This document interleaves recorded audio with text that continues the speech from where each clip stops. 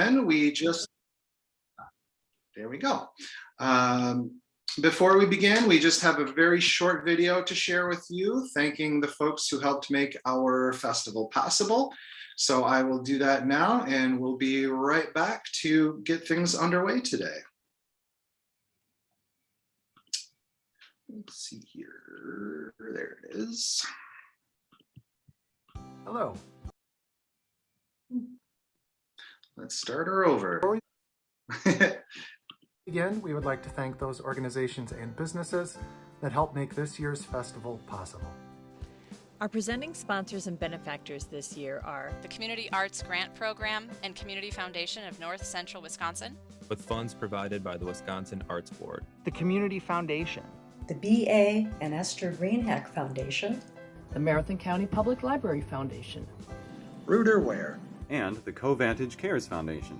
Our 2021 sustainers are Wisconsin Humanities, with funds from the National Endowment for the Humanities, the Portage County Public Library Foundation. Other supporters include the Marathon County Public Library, the Portage County Public Library, McMillan Memorial Library, the Friends of the Marathon County Public Library, the Marathon County Historical Society, Whitewater Music Hall, Wisconsin Public Radio, and Janke Bookstore. Thank you so much to all of our sponsors and supporters. And thanks to you. Thanks to you. And thanks to you. And thank you to you. Thanks to you. all of our authors, all of our readers. And thanks to you for being part of the Central Wisconsin Book Festival. All right, welcome once again, everybody. And we are very happy today to have Ravi Shankar Good afternoon, with us. everybody. Thank you all very much for joining us today. Very happy to have you here. And we're very happy to have today's guest. That's the second time I've done that. I forgot to hit stop, and it just keeps, that's the thing about YouTube, it just keeps going. Anyway, sorry about that. Ravi Shankar is a Pushcart Prize-winning poet and editor of more than 15 books and chapbooks of poetry, the founder of Drunken Boat, one of the world's oldest electronic journals of the arts. He has been featured in the New York Times, NPR, BBC, and PBS NewsHour, and he lives in and is joining us today from Providence, Rhode Island. Ravi, welcome. Thank you very much for being here. Thank you so much for having me. I want to thank the library and the festival. A little shout out to my creative producer, Samuel Hacker, who's been doing a great job as well. So it's great to be with you all. Yeah. Samuel contacted us and asked if we would be interested in hosting this, and immediately I said yes. So as I mentioned, when it was just the two of us talking, this may be one of the only events, if not the only event of this year's festival in which your book has not come out yet. It will be published next month by University of Wisconsin Press. Is that correct? That's when it's coming out? That's right, yes. Okay. Yeah. So I have had a chance to look through it though. So, but since the rest of the folks joining us today have not had a chance to go through it and read it, I thought we would start with if you could just give us kind of the nuts and bolts of the book, what it's about, and we'll kind of go from there. Well, sure. So Correctional, I just put the link to the pre-order into the chat. It is a book that I never expected or anticipated to write. And it's based on probably the most traumatic period of my own life, as well as the story of my parents' immigration and my growing up in Northern Virginia as a bicultural immigrant. And I tell the story of my parents coming from South India in the 1960s.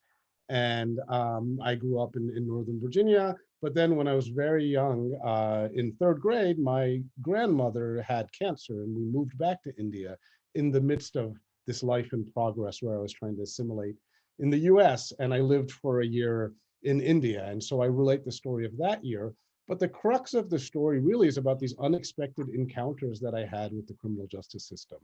And this was while I was, a very successful writer and professor, a homeowner, married with a child, living in Connecticut. And the first time I was stopped erroneously by, some of you know, the now unconstitutional stop and frisk policies that the NYPD used. Apparently, according to statistics, over 800,000 innocent New Yorkers were stopped under that. And I was just pulled over coming home from a literary event, and I was with my cousin, and I'd made a legal left turn and was told that there was a warrant out for my arrest. It turned out it was a warrant for a white man who was 5'8" and had lived in a same location that I once had lived. And so it wasn't me, but I spent 72 hours in central booking. And that, I think, in both a conscious and subconscious way, altered the trajectory of my life. I think that I grew paranoid. It made me, of course, most of the people I met were people of color. And after that happened, I wrote about it. I wrote an op-ed. I was on NPR, ended up suing the city and winning a small settlement. But meanwhile, I think subconsciously I was unraveling a little bit. And so subsequent to that, I had these other encounters. I had this problem with my credit card, and then I had a DUI, and I lost my license, and very idiotically drove on my license while it was suspended, and thereby had to actually do 90 days in Hartford Correctional, a county jail, in order to satisfy the state kind of period of pretrial detention. It just so happened to coincide with the time that I was going up for promotion to full professor at State University. And so, the book really is about that period, and the men that I met, and my awareness, which I knew on a theoretical level, but to deal with the prison bureaucracy viscerally, really opened my eyes in a big way, and has deepened my commitment, I think, to fighting for more equality in the criminal justice system. So it is kind of that story, and it hopefully is a story of redemption.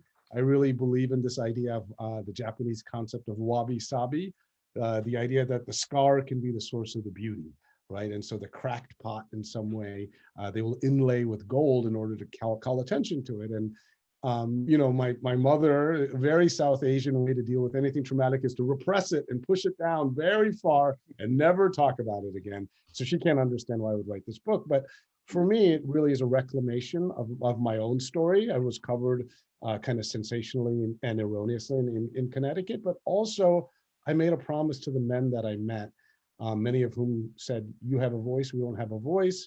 They shared with me the stories of their childhood, and I made them a promise that I would try to tell their stories. And so that's really the genesis of this book. Okay. And we should note the second time with the 90 days, that wasn't 90 days straight. That was off and on, stretched out over the course of a year. Is that correct? Yes, that's right. And so because I had a privately hired attorney, he was able to negotiate it so that this 90 days was stretched out. And so that one summer, I think of 2012, I did 45 days at Hartford Correctional, and then I got out and I got on a plane to go teach my graduate students in Hong Kong. And I was having drinks with the ambassador at the top of the Ritz-Carlton. And then I flew back to do another 15 days at HCC. So, there's that old Chinese parable of the philosopher who dreams that he's a butterfly and doesn't know if he's a butterfly or a philosopher. And, that was a lot of whiplash. But and it was covered in a way that I had the special deal, that most defendants wouldn't have, which might have been true, but in my experience, it actually was deeply re-traumatizing, because each time you get processed, you have to go through the humiliating process of stripping and kind of being jeered at, and then reintegrating into this community of men. And you'll read in the memoir, initially I actually became kind of part of the community, and I thought that I had it figured out. And then when I went back, I was with a group of totally different men and had a totally different experience. And in fact, a little bit of a fearful one. Sure. And you write about during that time, because you were promoted to full professor during your incarceration. On the outside, that led to a whole lot of backlash for that decision for you to be promoted to full professor. But on the inside of the correctional center, that led to you getting some notoriety and being celebrated, kind of. Is that right? Yes, yeah, I write about this, another kind of whiplash that I experienced, which was, what I would later find out, I mean, I taught at a state university. The Board of Regents is appointed by the governor, who happened to be Democratic at that time, and they're the ones who have to rubber stamp the promotions of all of the professors. And of course, based on, my teaching evaluations, I had far exceeded the requirements, and nothing that had transpired had anything to do with performance in the classroom. But a former Republican state senator turned Hartford Courant columnist got a hold of this news, and it became a very juicy way to kind of criticize the current administration by using me in some ways as a political football. And, I mean, when I think about what is covered, I think the Hartford Courant ran, 7 or 8 different articles about me, and I had news cameras outside of my house, and this was for a misdemeanor offense. I was also, a poet of color in Connecticut. I don't know if that had anything to do with it, but yes, like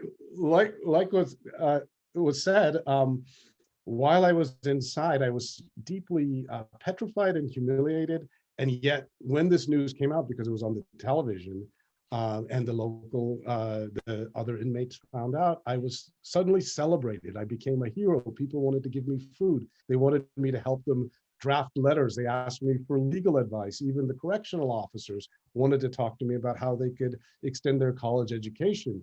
And that feeling, okay, I'm, deeply humiliated. I don't know what waits for me on the outside. And yet in this carceral space, I am all of a sudden being championed in this way. That was a very strange feeling. I bet.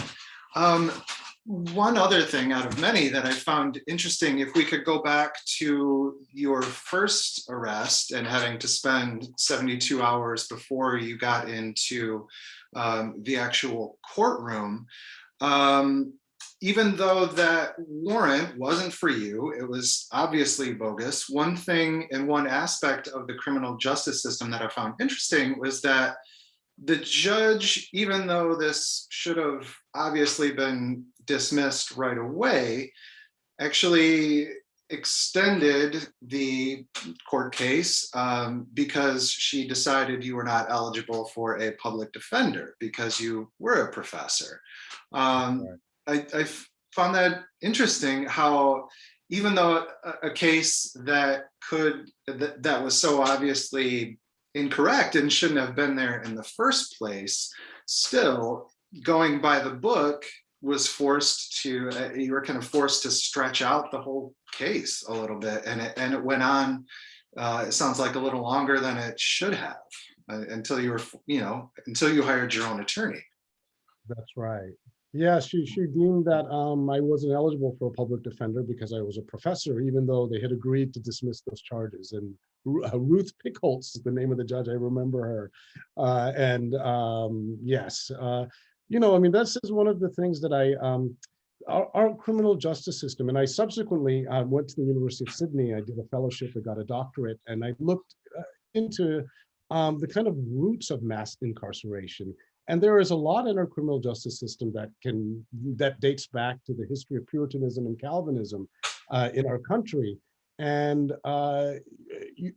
when you have to deal with the actual nitty-gritty of legality, it can be really frustrating. And for most people, we have no experience of it, right? And but when we look at who is criminalized and who has to deal with it, we get a very stark picture of the country we live in.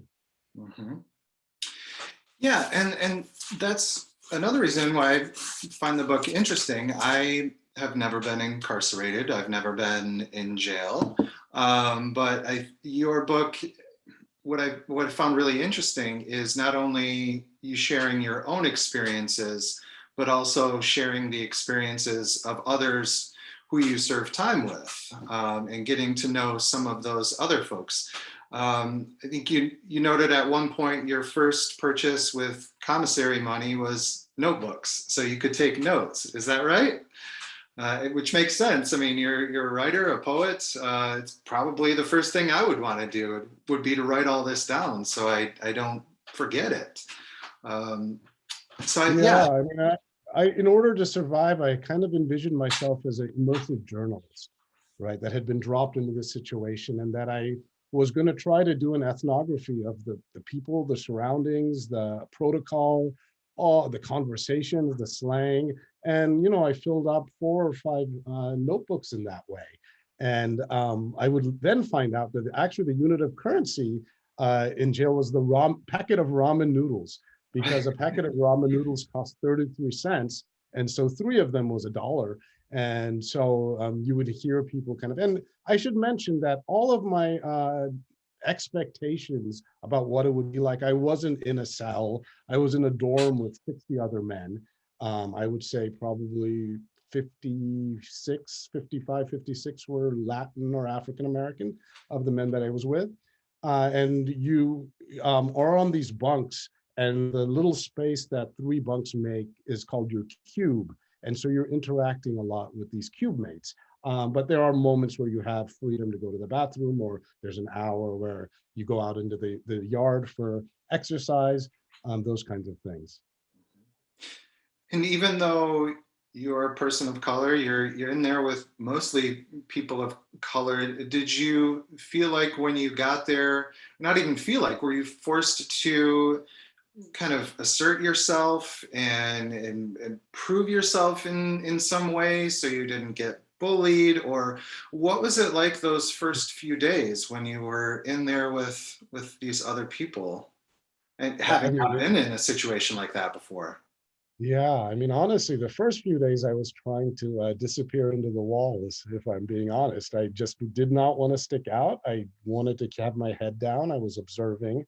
But in time, because, that first stint, it was 45 days, and some of the men were in there for the entire time. I mean, there are a lot of people waiting for court dates, some people who couldn't pay, in some cases, a pretty small bond amount. But they were unable to pay it, and so they had to wait out their time. And what I found, and I think maybe part of what is interesting about my story, is that I both am someone who has really benefited from the systems of privilege that exist in this country. Ivy League educated, South Asian Americans actually make more per capita than any other immigrant population.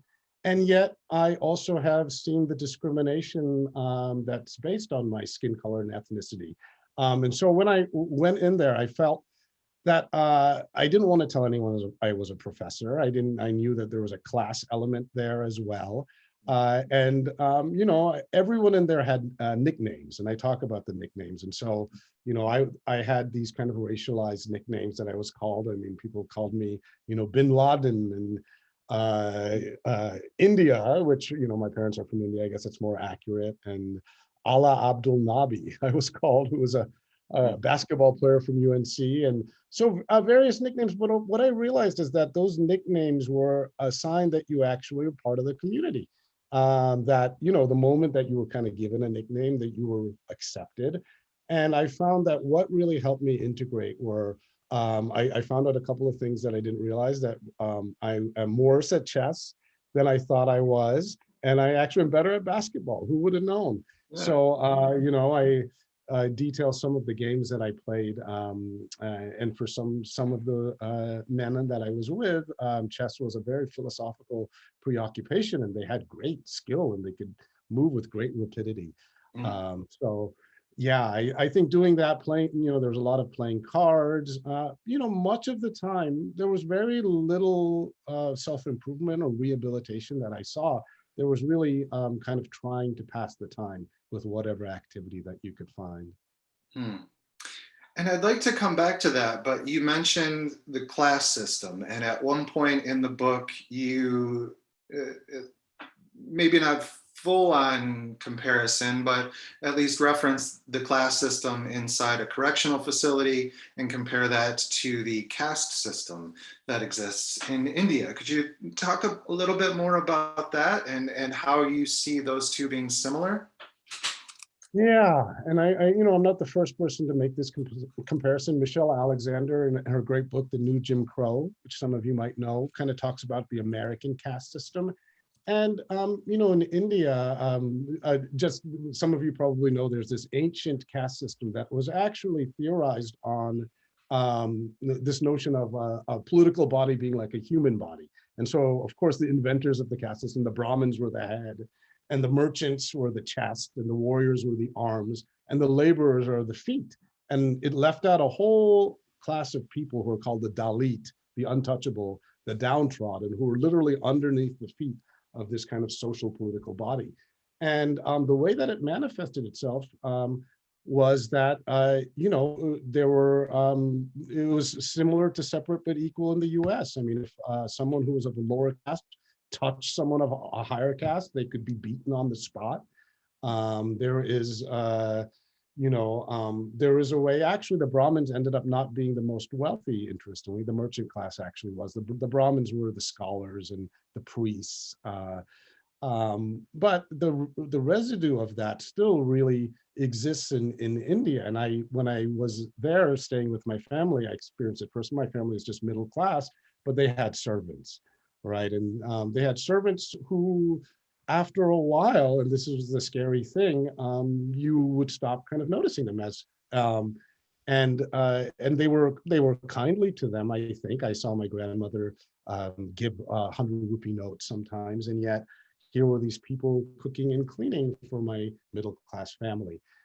So yeah, I mean, I think that the inequality that exists in India is quite different. It's a country of 1 billion people, and so the poverty there is really unimaginable. You may have seen some of the slums, and I spent a little time in the slums of Mumbai.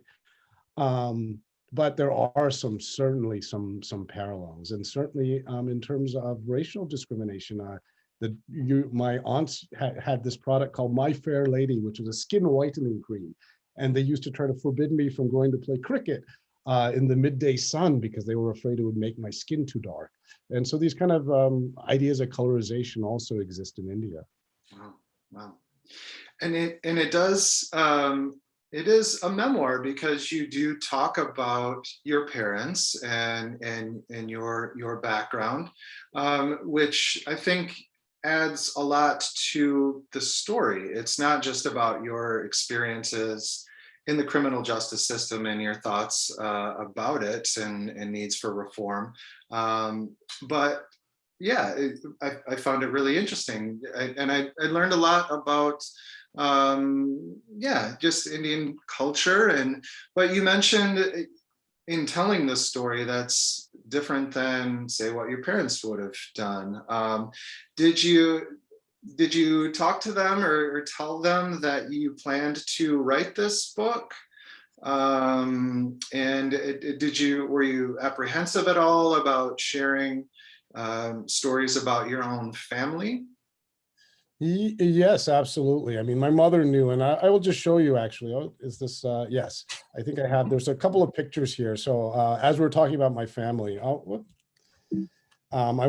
just show you my grandfather, who was a journalist in India, C.H. Krishnan, and he was one of the founding members of the Press Corps of India, and really the only member of my family with any kind of literary aspirations. I mean, most of my family in South Asia, if you engineer or a doctor or a lawyer. I mean, poet is nowhere, as they like to say, somewhere between garbage collector and rodeo clown on the the career checklist there.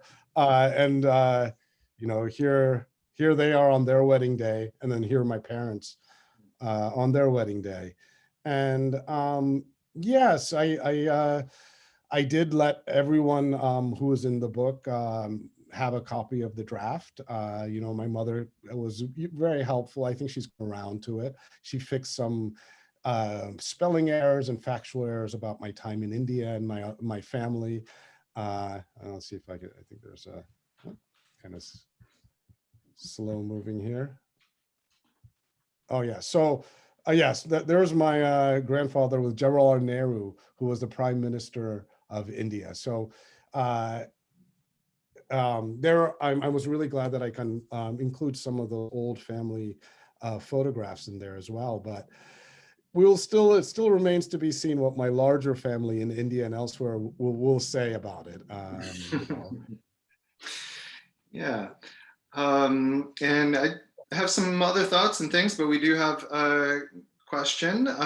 You are known for your poetry, but why did you decide to tell your story in the prose format rather than trying to explain it through poetry? And what was different about the two? Yeah, I think it was, well, for one thing, I think I just wanted the space to really tell the story. I think of poetry as a really distilled, compact musical medium. And while I've written a couple of poems, I felt like in order to really tell the stories of these men and the stories of my family, I needed a more capacious medium. It was really very different because, you know, it's taken me almost 7 years and multiple drafts. Every time the rewriting was another excruciating layer of unpeeling. This book would not have been possible without, I had a great agent and advice from friends and editors. And so that the intensity and the time commitment of the project, I mean, it's a great relief to me this book is finally done. Um, and, you know, the thing about a poem is I feel like you can almost, a good poem hold in your hand like a sculptural object, and you can kind of, in one sitting, have a draft of a poem, right? In something like this, it was impossible. And I thought initially I had all of my journals and I was using it to transcribe. I thought the story would be easy to tell. And then soon I realized that it was going to be much more difficult. And I think the one thing that helped was I came upon this architecture of the book very late. In India, one of the other differences is that they have 6 seasons instead of 4, as we do in the US. So there also is the monsoon season, which is the season of heavy, heavy rain, and the pre-vernal season before spring. And I was just kind of thinking about that. I mean, I have written about my identity as a poet, certainly, and feeling a little bit, when I went to India, they thought of me as American, and when I was in America, I was thought of as Indian. And so this kind of feeling of being an exile or an outsider that a lot of immigrants feel. Yes, and so I kind of thought that what maybe happened to me in some metaphorical way was that I was trying to compress these 6 seasons into 4. And so what I did was I took these 6 seasons and I write a letter to important people in my life for each of these seasons. And so there's 6 letters, and they're kind of the structured throughout the book, and provided a kind of framework. And in fact, Cheryl was asking if I could read something, and I could maybe even read one of those. Please do, that'd be great. Okay, so let me just, well,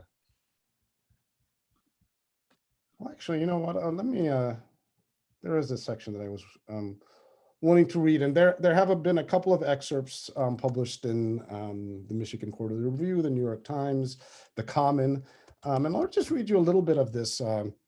This is when I kind of first came to Hartford Correctional, and it's the first bit of this section. I'll share it with you. And it's called Hold Your Mud. 3 weeks into my time, and I've adjusted somewhat. I've been moved from the gymnasium floor to one side of dorm 4 at the Hartford Correctional Center, which sleeps 60 men on 30 bunk beds. The space that 3 bunks make together is your cube, and it constitutes the area to which you're relegated for most of the day. During count, you remain motionless in your bunk until a full head count has been taken and then cleared. The COs mainly stay in an area called the bubble, which has telephones, request forms, toilet paper, monitors for the cameras always running, and the intercom system by which they make announcements and issue threats. I am assigned a bunk atop a gruffly bearded black 20-year-old called Wheezy. Most of the time we sleep. As Wheezy tells me, any time you sleep is free time. You sleep away your bid, you're golden. There's a lethargic, even leisurely air in the dorms. Wheezy tells stories to the cube about messing with the COs, like the time he dipped toilet paper in coffee grounds and left it by the CO's door because it looked like a turd. It's the same sort of insouciance and shit talk that you might find at summer camp, the derelict element of boys being boys. When the stories and the conversation always shifts back to the perpetual question, who's the best rapper in the world? The New Jacks from Tech Nine, Gucci Mane, Drizzy, Chief Keef, while the OGs, the original gangsters, come with Eric B. and Rakim, Biggie, Tupac. Peanut, who bunks next to Weezy and me, doesn't care who you're talking about because for him, it's J. Cole or nothing. Come on, born sinner, don't get no smoother than that. You made me versatile, well-rounded like cursive. You know you chose me for a purpose. I put my soul in these verses. Ooh, Lord, he didn't just do it like that, did he?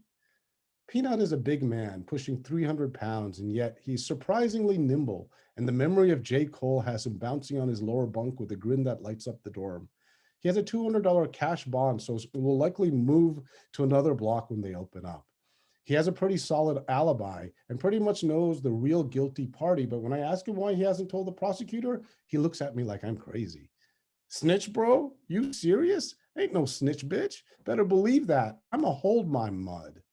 So the memory of the sweet sounds of J. Cole in the HCC dorms it is. In the evening, the conversation turns more nostalgic, reminiscent about love or food, the first meal that might be eaten when each man's bid was done. Lavish detail is painted to the conjuration of red snapper, butterfish, ackee, steaming okra, cooking out on an early summer evening, red stripes under the moonlight, listening to reggae. Peanut would eat southern fried chicken, collard green, buttermilk biscuits with his mother's gravy, an entire watermelon. How about that pizza place in New Haven, Frank Pepe's, I venture? Ever been there? Shit, Professor has been all up and down the street, isn't that right? I nod and quip, but don't tell them that I've been not just up and down the state, but around the globe, that if all goes according to plan, I will be in Hong Kong teaching graduate students in a few weeks. Instead, I simply imagine the first place I would dine after a month of eating chicken slop, mystery sausage, elbow macaroni slathered in unsalted sauce, and the fish patty that constitutes the vegetarian meal option. I've lost weight for sure, and I'm always hungry. Breakfast is served before 6, lunch at 10:30, and dinner at 4, so that by the time evening rec time rolls around, everyone is ravenous, trying not to think about how long it would be until breakfast. Jailhouse cooking is as inventive as a challenge on Top Chef. The men steal whatever they can from the chow hall, pieces of bread or fruit to make pruno, a kind of bootleg liquor, or else meatballs, peanut butter, boiled vegetables, and ground hamburger meat, so that in the evening they can cook up a dazzling array of dishes. The most common is mofongo, Puerto Rican soul food, but made without the mashed plantain mixed with the chicharrones. Instead, potato chips and crackers are crushed into powder and mixed with water to make a fine paste. This gets spread into an open garbage bag and then rolled flat with a cylindrical deodorant container. Meanwhile, your homie mixes up soups, rice, mackerel, chopped sausages, Mrs. Dash's seasoning, cheesy beans, and whatever else is floating around to spread on top of the chip paste and cover with the top of the bag and twist into an enormous sausage that can be sliced to accommodate your whole cube. If you're feeling bold, you can even make a stinger, a convection oven made from a cardboard box, some garbage bags, salt water, and an extension cord. Extension cord held open by a broken piece of nail clipper to retain the charge. The mofongo bag will shrivel as it cooks in the salt water. I put forth to the crew that when I get out, I would like to have nothing more than some paper-thin masala dosa, an entire South Indian thali, rice, sambar, rasam, kuttu, vades, curd, crispy papads, and some salt lassi to wash it all down. I'm explaining the properties of the perfect dosa, crispy and light, yet supportive of its filling, when I'm interrupted. Yo, you got roti there, right? Asked Gerald, who has asked me on many occasions about all things Indian. And so the conversation swings to bus up shut chicken and potato curry roti and the steel drums of the West Indian Day Parade and what Gerald wouldn't do to be sitting out on the stoop with his girl. He's the daddy to her 3 kids, none of them even his, and she loves him so deeply for it. When he mentions his children, I think of my own daughters, 7 and 3 now, precocious creatures that I haven't spoken to in weeks. Though I'd been dead set against it, Parker insisted, and so we made a decision to tell the older one where I would be for 6 weeks. I framed it as a kind of teachable moment, explaining that even if we didn't agree with the rules, we had to follow them, and that if we didn't, there would always be repercussions. I would be totally safe, I assured her, unsure myself of the truth of what I was claiming. Outwardly, I smile when Gerald shows me the photographs of his own 3 little cuties, none of whom resemble him in complexion or body type. Looking around Hartford Correctional, the racial dimension of mass incarceration is incontestable.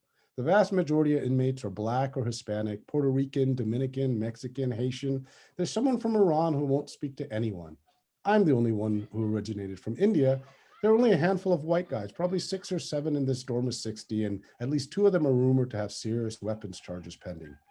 Otherwise, it's all black and brown men, including a very strange guy with large, mournful eyes who swears he's from Bohemia and whom everyone curses at. And I'll just skip ahead to the very end of this. So I, in this chapter, kind of talk about the daily routine, and some of the stories that I learned from people, especially as I'm playing chess with them or cards. And I'll just end here. This is the end of this chapter. I managed to fill my days, but nowhere do I see the Department of Corrections doing what it promises to do, fulfilling the mandate that I see hanging pinned on corkboard, a notice to the inmate population signed by DOC Commissioner Leo Aron in 2010. As you are aware, the Department of Corrections is charged with providing a safe, secure, humane environment while providing opportunities that support successful community reintegration. In closing, we have an obligation to provide a safe environment to all concerned. We shall do everything within our control to fulfill this environment. Bullshit. Besides screening a video about STDs upon arrival and telling us that mental health counselors are available upon request, the Connecticut DOC takes no further interest in the lives of its prisoners. What I see day to day is the enforced inculcation of laziness, which requires that inmates sit on their bunks for half of their waking hours, gambling or provoking others, which are some of the easiest ways to pass the time. After being cooped up for so long, it is clear that the first thing some of these guys are going to do when they go to get out is go on a huge binge. These men, often identified and stigmatized as problematic from a very young age, have not been given even the most rudimentary tools to reintegrate into society. Indeed, idle conversation among them often turns into how to commit better crimes, because every shot at legitimately making an existence has proven a virtual impossibility for those with a criminal record. The fact that most of these men have committed a felony or misdemeanor means that even though we will do our time, and even though we may have truly repented and changed, we will never quite be forgiven in American society. Too many people are forced to eke out their existence on the margins, moving into and out of a state of incarceration that is implicitly sanctioned and explicitly paid for by society. So instead, we bawl, we bait bishops, we run money early and often. We tell comic stories inflected with machismo and swagger the hour when we might be cradling a loved one. We do push-ups in the day room and curl water bags for our biceps. We put apples and bread down our pants.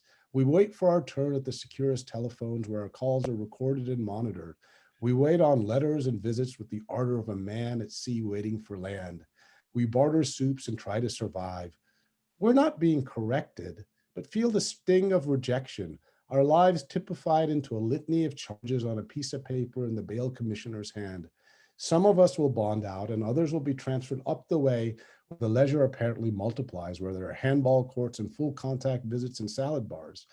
If we're lucky, we will learn that even those of us on the outside are all doing time, that our own habits can constitute a kind of prison, and that even enclosed within 4 walls, our mind has the extraordinary capacity to be free. In the evening, we have to remain on our bunks until the count clears and every man is accounted for by the COs. I might wallow that long hour away or write in my journal, sometimes transcribing quotations from the books I borrowed, like that of Milarepa, taken from a dog-eared Buddhist prayer book. I am indifferent to the experiences of good and bad. With mind free and effortless, I rest in happiness and joy. When subject and object are realized as a single sphere, happiness and sorrow mingle as one. Whatever circumstances I encounter, I am free in the blissful realm of self-awakening wisdom. Alone with myself in a place I never dreamed I would be, I realize that I'm not the perfect son, not an unfailing husband, not a role model professor, not the most fully realized father, much as I endeavor. I'm not my name or my family history or my social class. I'm not just a subversive poet who ended up in jail. Rather, I'm a being who irreducibly at base is simply a pulse of pure potential and cosmic energy entering and leaving my body. I'm the lives I am touching briefly that have accepted me and I them as roommates for a time. I'm not judged by them and thereby can suspend my own judgment of myself, halt the recitation of missteps that unreels obsessively in my head.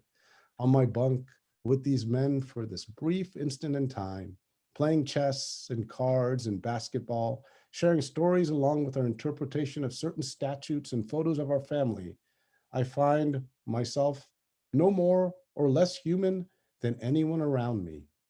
At last, I can simply breathe. So that's from that chapter. Thank you. Wow, that's yeah, makes me want to read more. I'm curious. Use the phrase "lives touching" briefly, and one of my questions, and I don't know if this is one anybody else has put to you, but if I could invoke the ubiquitous some people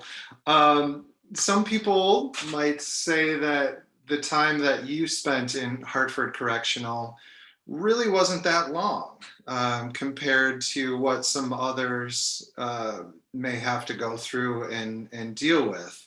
And I should say, I mean, you do offer all sorts of caveats that these are your experiences and that sort of thing. But did you ever feel like, maybe the time that you spent there wasn't enough to give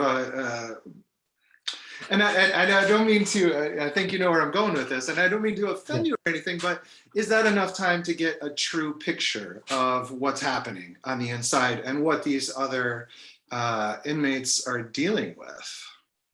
Yeah, that's a great question, because in some ways my experience, 90 days comparatively, is really nothing, right? I'm a little bit of a prison dilettante, but that's why the memoir really, while that is the core of the story, is really about much more than that. And it's about these issues of immigration. It's about the media and how my case was covered. And it's about kind of leaving behind, it's really a reckoning, my own reckoning with how in the middle of a very successful life, I could have taken a wrecking ball to my career, my marriage, my community, my home. And then in the shards, I'm kind of left to piece things back together.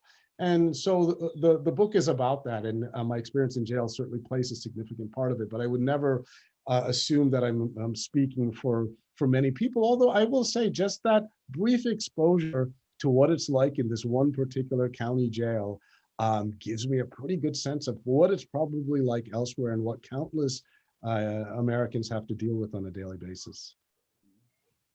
And I think that issue of rehabilitation, whether it's, if somebody is in jail for 30 days or, 3 years, is a crucial one that communities and jails and prisons all across the country. I mean, that's one of the crucial issues in criminal justice and criminal justice reform right now is what are we doing are we doing things to improve the lives of those who are incarcerated? And again, I mean, some people would think, no, they don't deserve anything. Other people might think that, maybe jail isn't the right place for people. So I would imagine that, yeah, got you some experience and insight there on that issue of rehabilitation, which you talked about and already and doesn't really exist. It seems well, like. I always like to view this whole notion through a more historical context, right? And I don't think it's any great coincidence that the two moments of explosion in prison growth in the US, one came right after the Civil War in the post-Reconstructionist South, and one came at the end of the 1970s after the Civil Rights Movement, right? And in fact, our supposedly liberal president like Bill Clinton far exacerbated it when he signed that omnibus crime bill into practice, right? And the statistic I like to look at, because this is our issue. This is a contemporary modern issue. In 1980, there was something like 250,000 prisoners. And last year, there were over 2.1 million, right? So how do we have a nearly 1,000% increase in 30 years? Under the war on drugs, I think that was part of it. But then when you look at who's actually being incarcerated, and if you're a man of color or a person of color, you're 3 times more likely, then it starts to get, it feels like, oh, wow, this is a kind of an institutional issue. And then in those prisons, the people are not being equipped. I mean, I always look the Norwegian model of prisons where they have a very low recidivism rate. And I have to say, some of those Norwegian prisons look a lot better than apartments I've lived. But they allow people to cook meals, go in and out, learn a craft, because I almost feel like in some way that we don't want to acknowledge we are invested in the failure in some way, because, and of course, for growth, private prisons, I mean, there's a way in which prison labor is monetized. But the impact that these men told me that it had, and some of them had been arrested when they were 16 for smoking a joint, right? And so then they can't get a job, they have a criminal record, and then, they have to take care of their family, and what are they going to do? And then once they're incarcerated, there's a single mother raising 2 children, and this cycle gets perpetuated. And that's why I really think that there's something deeply broken that needs to be transformed in a carceral system. And along with that, and this is a question that Jill had, in some of the pre-publicity for the book, it mentions that you also touch on mental health policy and the need for reform there. Did you come across other people who were incarcerated who needed mental health help? Or talk about if you could, the mental health policy aspect of your book. Yeah, absolutely. Many of the people that I met had addiction issues, drug problems, or mental health issues. They certainly weren't being addressed in any way while they were being incarcerated. And there was, a way in which those who were had problems were being stigmatized in there. I remember there was one correctional officer who would give out the medications. And every time he would come in at the beginning of his shift, he would announce, "Screws and schizos, come get your Skittles," right? To have these men line up and get whatever medication. And so it wasn't a healthy climate in any way for mental health. And I feel like what I heard is that there isn't really support once they're outside too. If you're in a halfway house or you're on probation, you're required to do certain things, but there isn't the support to help you kind of re-enter life, and certainly not to get counseling or therapy. I also do touch, I mean, when all of this was happening, I actually, for a little time, I checked myself into Butler Hospital, which is a mental hospital in Providence, in order to kind of get some perspective on my own life, which seemed like it was just barreling out of control. I mean, when I imagined being, in the newspaper and television, it was in a far different capacity. So, I mean, I think this idea of, I mentioned that I was someone who's been considered mentally gifted and, mentally ill. And but certainly, I think there needs to be more focus on mental health and addiction issues for these men and women. Sure. And as part of that as well, Cheryl asked your thoughts on the American system of cash bond and cash bail. Yeah, it is. I mean, this is what I also realized, that there are a couple of different criminal justice systems based on, who you are, what you look like, who you know. I didn't really quite realize, like my defense attorney was a former state prosecutor, and he was very chummy with the judge, and they would kind of cut deals like, okay, well, you give me a sentence on this guy and then I'll cut this guy's sentence, almost as if these were commodities, right? These are human lives that are being talked about. And I think the cash bond, I mean, some of the men that I met had $1,000 cash bond, right? Of which, you can pay a percentage of to get out. And they didn't have anyone on the outside that would help them. And they had to stay, and their case, every time they went to court, would get continued. And I think that this is, for one thing, as taxpayers, right? Like what is our tax money going to, right? If we're spending more money on incarceration than education, is that really what we want to be doing? I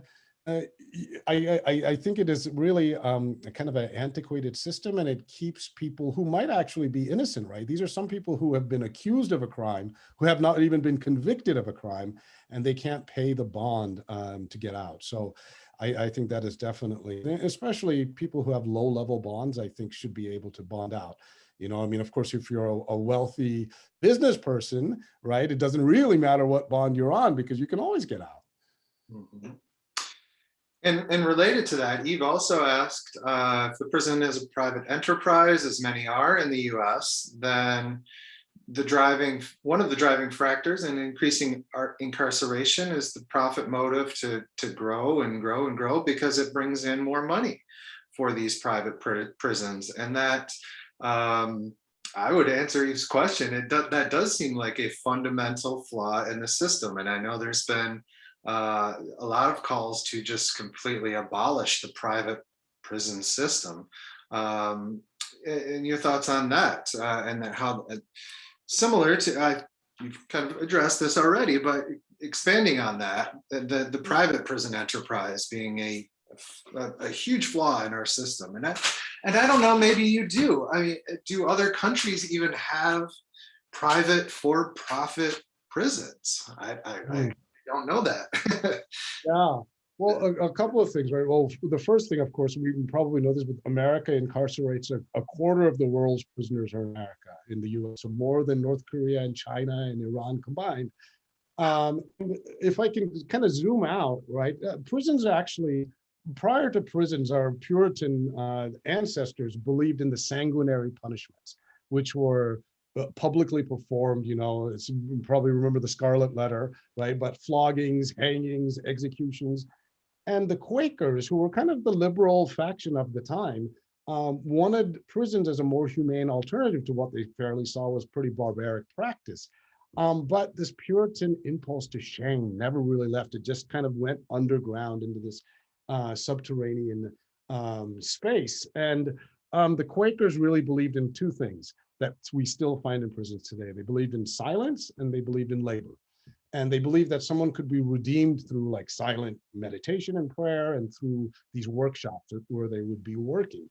And that has persisted all throughout. So, you know, after the Civil War, we had the inmate the convict leasing system, whereby different states could get convicts to come build their railroads, dig their ditches, do the jobs that no one else wanted to do, all the way to now where, for example, Victoria's Secret uses prisoners to make some of their lingerie, right? Certainly that was the case a few years ago. I'm not sure, but there is a long list of companies, and these men and women are paid sometimes, you know, pennies on the dollar for what they do.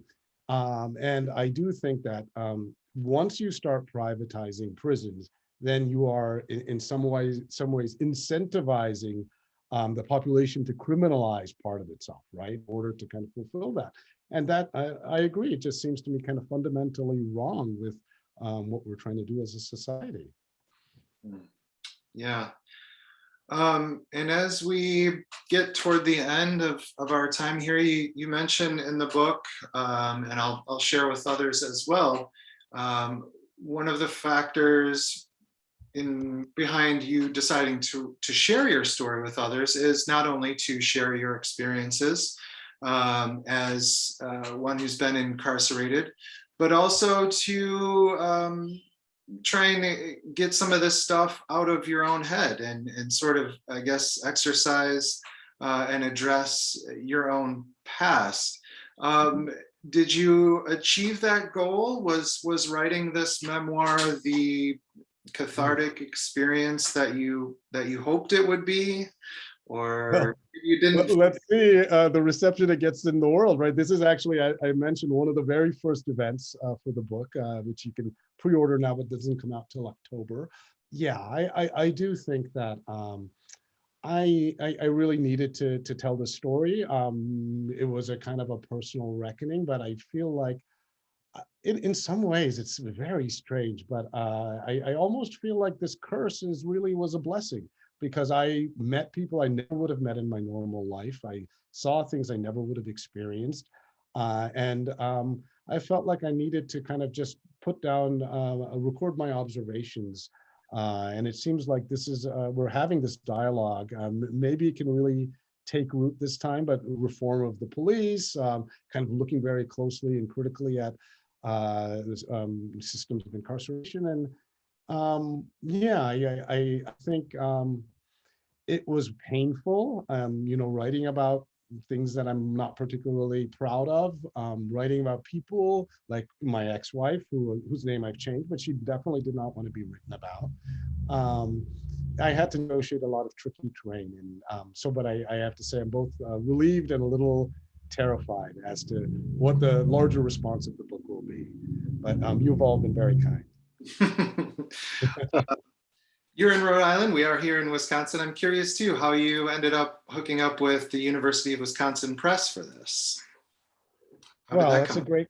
Yes. So I have a great agent, Sarah Jane Fryman, who, when we were sending this book out, she really wanted a big commercial house, and we actually had interest. I won't say who the press was, from a very big house.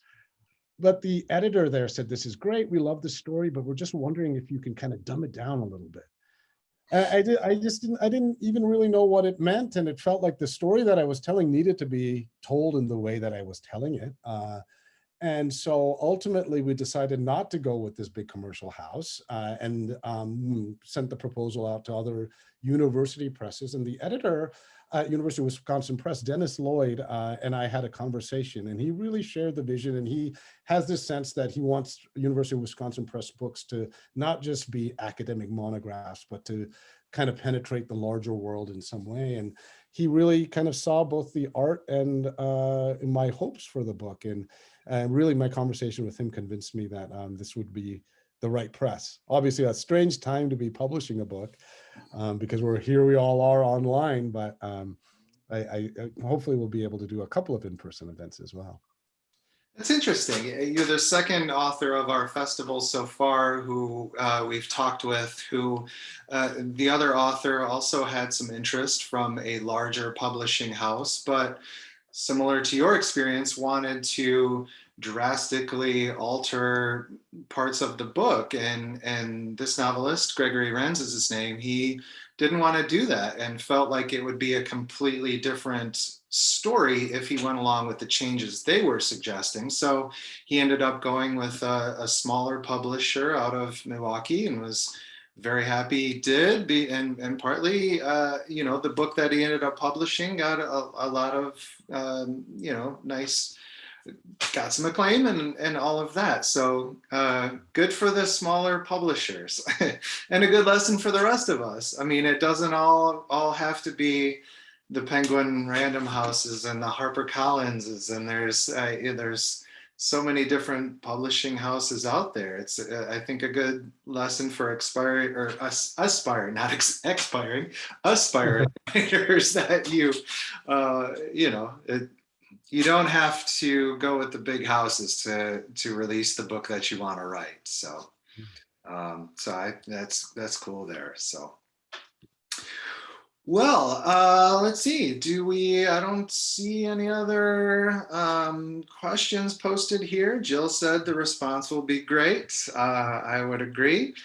So unless anybody else has any questions they can quickly type, I think we'll call it a day. So once again, Correctional is the name of the book. It will be out next month through the University of Wisconsin Press. Ravi Shankar, thank you so much for joining us today. Really, really appreciate it. This has been a really interesting discussion. Thank you all. This has been great to have you, and the rest of the festival looks terrific as well. So it's nice to, and you can follow me on the socials at Impurpler if you like. So yes. Thank you all.